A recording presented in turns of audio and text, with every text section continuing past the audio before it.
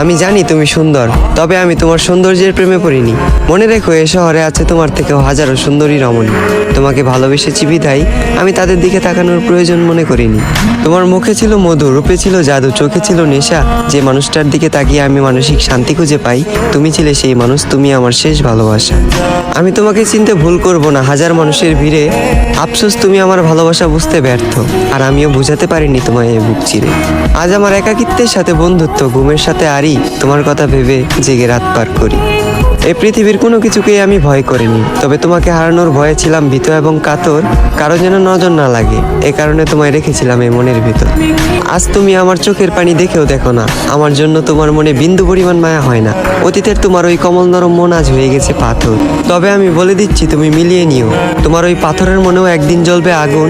আমি যতটা না কষ্ট পাচ্ছি, তার চেয়েও তুমি একদিন কষ্ট পাবে দ্বিগুণ।